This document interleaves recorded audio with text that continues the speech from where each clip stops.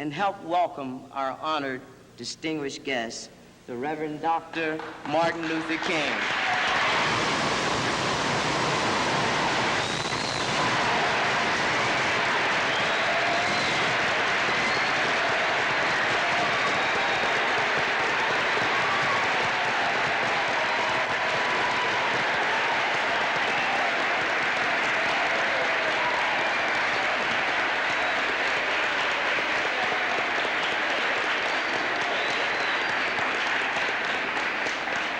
Thank you very kindly.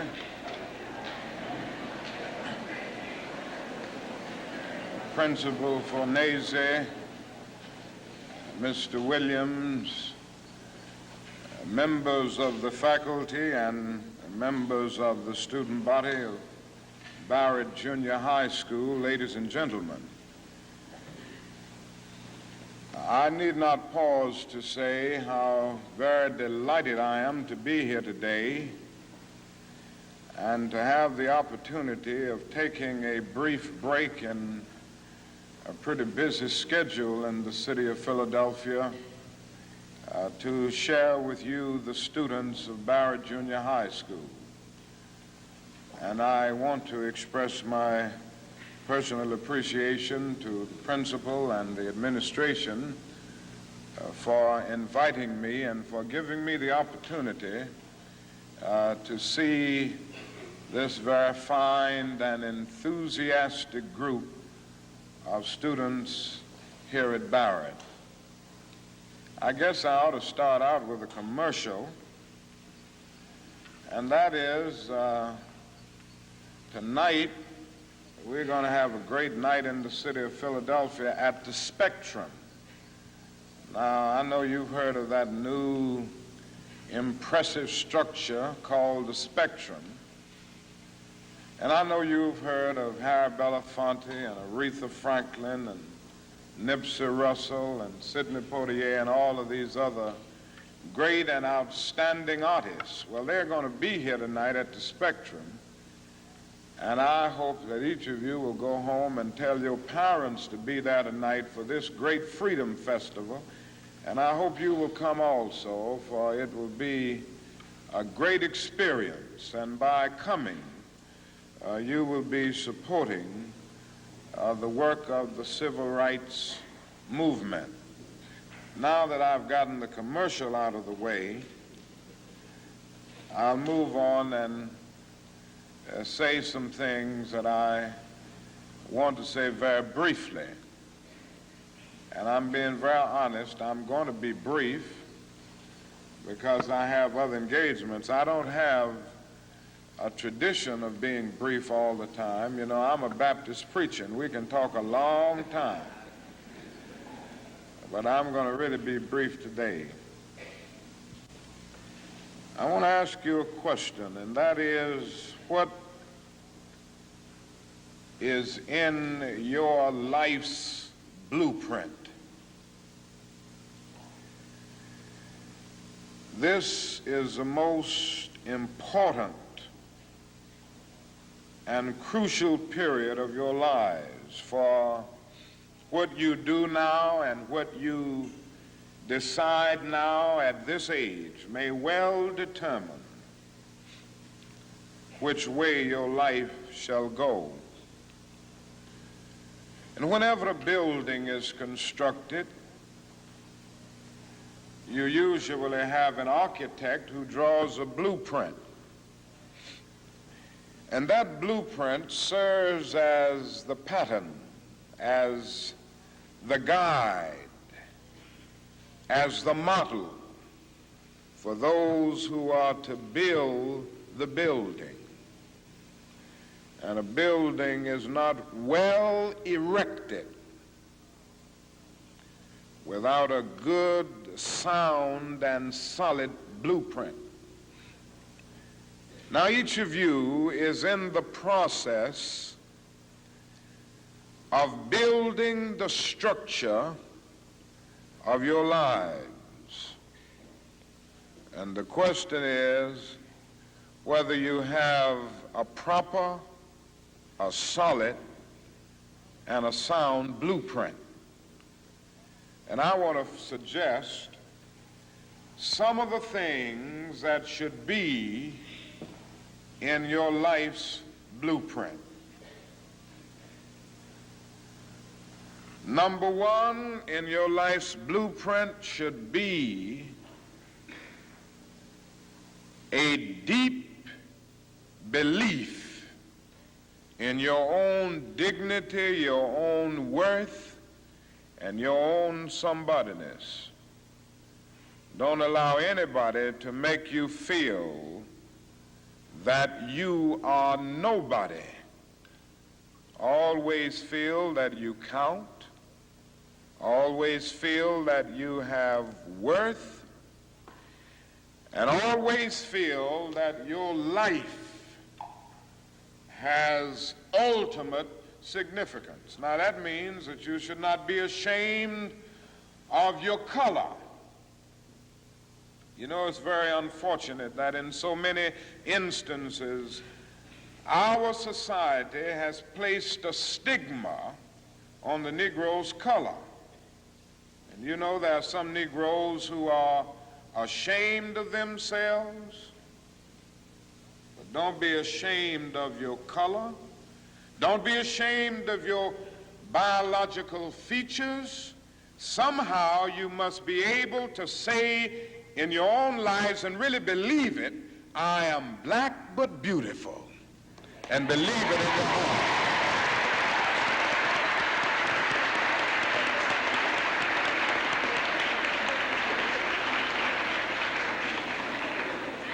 And therefore you need not be lured into purchasing cosmetics advertised to make you lighter.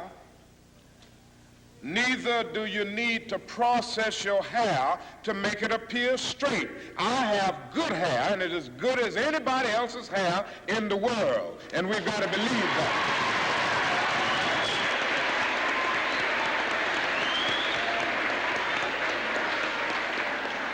Now, in your life's blueprint, be sure that you have that a principle of somebodyness. Secondly, in your life's blueprint, you must have as a basic principle the determination to achieve excellence in your various fields of endeavor. You're going to be deciding as the days and the years unfold what you will do in life, what your life's work will be. And once you discover what it will be, set out to do it and to do it well. And I say to you, my young friends, that doors are opening to each of you. Doors of opportunity are opening to each of you that were not open to your mothers and to your fathers. And the great challenge facing you is to be ready to enter these doors as they open. Ralph Waldo Emerson, the great essayist, said in a lecture back in 1871 that if a man can write a better book or preach a better sermon or make a better mousetrap than his neighbor, even if he builds his house in the woods, the world will make a beaten path to his door. That hadn't always been true, but it will become increasingly true. And so I would urge you to study hard, to burn the midnight oil. I would say to you, don't drop out of school, and I understand all of the sociological reasons why we often drop out of school. But I urge you, in spite of your economic plight, in spite of the situation that you are forced to live so often with intolerable conditions, stay in school. And when you discover what you're going to be in life, set out to do it as if God Almighty called you at this particular moment in history to do it. And just don't set out to do a good Negro job, but do a good job that anybody could do. Don't set out to be just a good Negro doctor, a good Negro lawyer, a good Negro school teacher, a good Negro preacher, a good Negro barber, a beautician, a good Negro skilled laborer.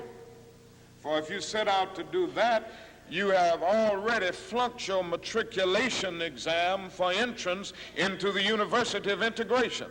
Set out to do a good job and do that job so well that the living, the dead, or the unborn couldn't do it any better.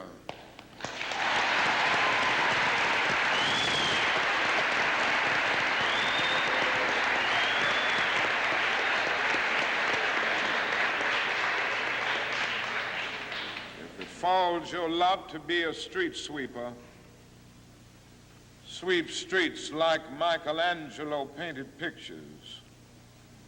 Sweep streets like Beethoven composed music. Sweep streets like Leontine Price sings before the Metropolitan Opera.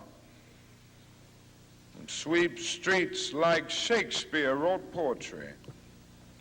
Sweep streets so well that all the host of heaven and earth will have to pause and say, here lived a great street sweeper who swept his job well.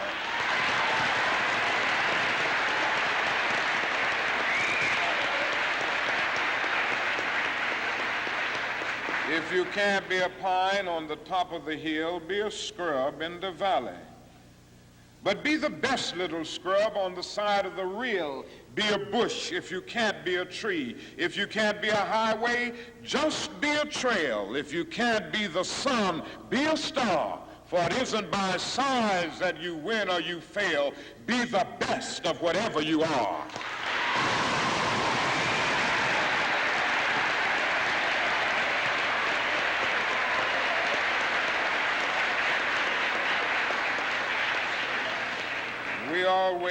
We already have some noble examples of black men and black women who demonstrated to us that human nature cannot be cataloged.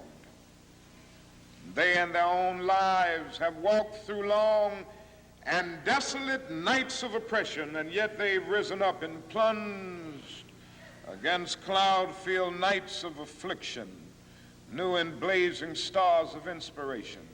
And so from an old slave cabin of Virginia's hills, Booker T. Washington rose up to be one of America's great leaders. He lit a torch in Alabama, and darkness fled in that setting. Yes, you should know this because it's in your own city. From a poverty-stricken area of Philadelphia, Pennsylvania, Marion Anderson rose up to be the world's greatest contralto, so that a Toscanini could say that a voice like this comes only once in a century. And Sibelius of Finland could say, my roof is too low for such a voice, from the red hills of Gordon County, Georgia. And the arms of a mother who could neither read nor write, Roland Hayes rose up to be one of the world's great singers and carried his melodious voice into the palaces and mansions of kings and queens.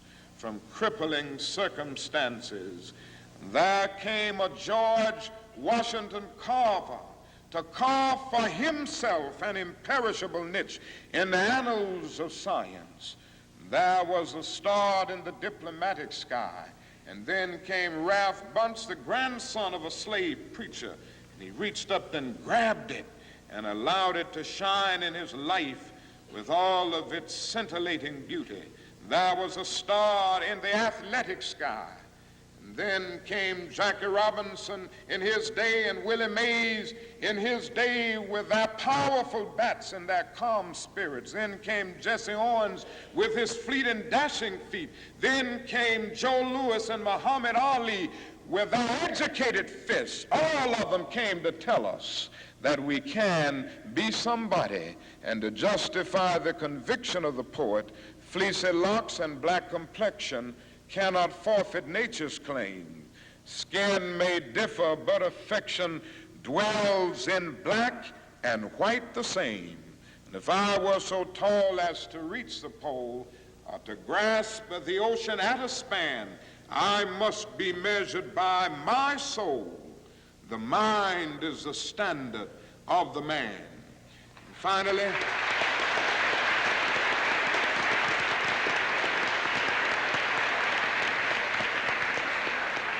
finally, in your life's blueprint must be a commitment to the eternal principles of beauty, love, and justice. Don't allow anybody to pull you so low as to make you hate them. Don't allow anybody to cause you to lose your self-respect to the point that you do not struggle for justice. However young you are, you have a responsibility to seek to make your nation a better nation in which to live. You have a responsibility to seek to make life better for everybody. And so you must be involved in the struggle for freedom and justice. Now, in this struggle for freedom and justice, there are many constructive things that we all can do and that we all must do. And we must not give ourselves to those things which will not solve our problems. You've heard the word nonviolent and you've heard the word violent. I happen to believe in nonviolence. We've struggled with this method with young people and adults alike all over the South, and we have won some significant victories, and we've got to struggle with it all over the North because the problems are as serious in the North as they are in the South. But I believe as we struggle with these problems, we've got to struggle with them with a method that can be militant, but at the same time does not destroy life or property. And so our slogan must not be burn, baby, burn. It must be build, baby, build. Organize, baby, organize.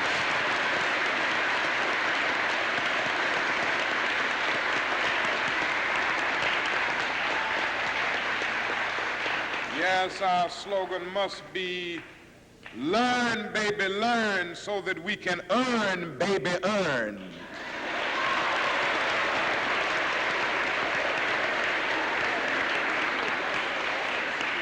And with a powerful commitment, I believe that we can transform dark yesterdays of injustice into bright tomorrows of justice and humanity. Let us keep going toward the goal of selfhood, toward the realization of the dream of brotherhood, and toward the realization of the dream of understanding goodwill. Let nobody stop us. I close by quoting once more the man that the young lady quoted, that magnificent black bard who has now passed on, Langston Hughes. One day he wrote a poem entitled Mother to Son. And the mother didn't always have her grammar right, but she uttered words of great symbolic profundity. Well, son, I'll tell you, life for me ain't been no crystal stad. It's had tacks in it, boards torn up, places with no carpet on the floor, bare. But all the time, I's been a-climbing on and reaching landings and turning corners and sometimes going in the dark where there ain't been no light. So, boy, don't you stop now. Don't you sit down on the steps 'cause you find this kind of hard. But I's still going, boy. I's still climbing. And life for me ain't been no crystal stair. Well, life for none of us has been a crystal stair, But we must keep moving. We must keep going. If you can't fly, run. If you can't run, walk. If you can't walk, crawl. But by all means, keep moving.